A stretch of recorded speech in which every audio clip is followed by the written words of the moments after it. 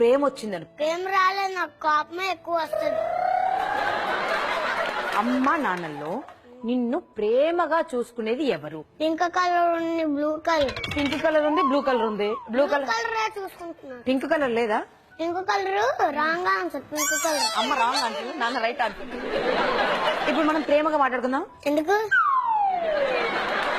ఏంటి అక్కడ ఏదో గ్రీన్ కలర్? సరే ఒకటి చెప్పు. చాలా నువ్వైతే సూట్ వేసుకుని వచ్చావు, తేడా కనిపిస్తుంది.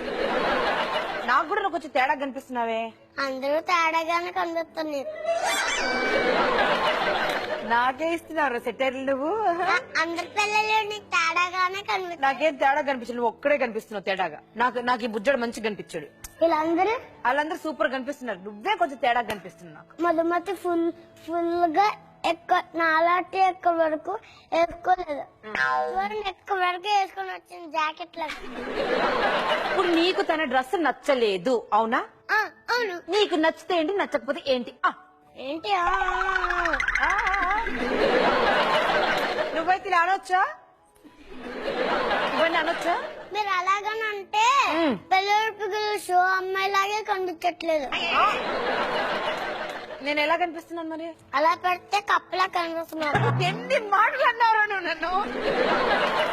మాట్లాడిన తర్వాత మాట్లాడుతురు గాని మధుమతిని బయటికి తీసుకెళ్లి డ్రెస్ ఇప్పించి ఆ డ్రెస్ లోపల పెట్టి లోపల తీసిరన్నా.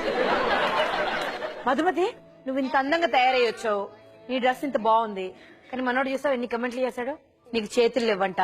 నాకు చేతులు ఉన్నాయి, ఆడ అబద్ధం. చేతులు కాదు, ఎక్కడ వరకు డ్రెస్ వేసుకుని రాలేదు. నిన్నంటే నేను అర్జెంట్ గా తీసుకెళ్లిపోయి మేకప్ రూమ్ లోకి తీసుకెళ్లిపోయి వేరే డ్రెస్ వేసి తీసుకురావాలంట. అస్సలు బాలేవంటున్నాడు. అలా కాదు, నేను ఎక్కడ వరకు వేసుకున్నాను కదా, అసలు తేలేదు కదా. నువ్వు నాకు సారీ చెప్పాలి కదా. సారీ. సరే సారీ అని టైం బాగా తీసుకున్నా, ఇప్పుడు చెప్పు. సారీ.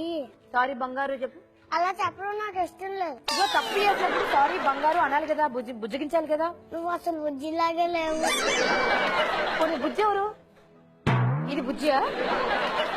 నాకంటే ఎక్కువ పూసుకుంది చూసావా. ఇప్పుడు నువ్వు చిన్న పెద్ద? పెద్దోడిని. నువ్వు పెద్దడు అయిపోయావు కదా, ఇప్పుడు నీకు పెళ్లి చేయాలి. మరి పెళ్ళొద్దు. మరెందుకు? మా డాడీకి అవుతుంది. మీ డాడీకి పెళ్లి చేద్దాం.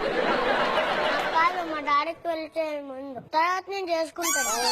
ఇంతకు ఇప్పుడు వరకు మీ డాడీకి పెళ్లి కాలేదా? నిన్న పెళ్లి వచ్చింది, ఇప్పుడు పెళ్లి కాలేదు కదా, అందుకని అక్కడ పెళ్లి చేసి తర్వాత పెళ్ళంతా తీసేటప్పుడు నేను పెళ్లి కట్టేసుకొని పెళ్లి చేసుకుంటాను. అసలు పెళ్లి అంటే మనకి ఏంటో తెలియదు. అమ్మాయిలు అందరూ నాతో అమ్మాయిలు ఒక్క అమ్మాయి కూడా ఉండదు. నీతో అమ్మాయిలు ఎందుకుంటారో నాకు అర్థమైంది.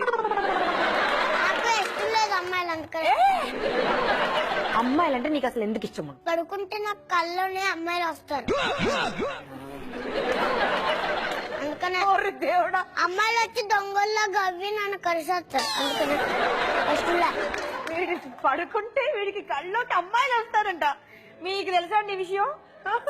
వచ్చి మళ్ళీ దొంగల్లా కొరకేస్తారంట వీళ్ళు. ఒక అమ్మాయిని కూడా పెళ్లి చేసుకోను, నేను ఒక్కడనే పెళ్లి డ్రెస్ వేసుకొని వచ్చేస్తాను. నువ్వు ఒక్క అమ్మాయిని కూడా పెళ్లి చేసుకోవా? మరి ఎవరికి కడతావు తాళి? తాళి పెళ్ళిళ్ళు పిడిగిలకి కడతాను. నీ పక్కన ఒకరు ఉండాలి కదా. మధుమతి ఉంటే సరిపోతుంది. ఇందాకే కదా నీకు అమ్మాయిలు ఇష్టం లేరని చెప్పావు. మరి పెళ్లి చేసుకోవడానికి ఒక అమ్మాయి కావాలి కదా. నువ్వు అడిగేవా మధుమతి నన్ను పెళ్లి చేసుకుంటావా అని? ఇప్పుడు చెప్పాను కదా, వినబడ్డదా? మధుమతికి వినబడ్డది కదా, ఎన్నిసార్లు చెప్పాను. నువ్వు ఆవిడ చూడడానికి భయపడుతున్నావా? మధుమతిని చూడడానికి ఏం భయపడలేదు. భయపడలేదా? ఇప్పుడు అడుగు, ధైర్యం ఉంటే అడుగు. ఎన్నిసార్లు అడగాలి? నీ దగ్గరికి చెప్పాను కదా. మధుమతికి చెప్పు.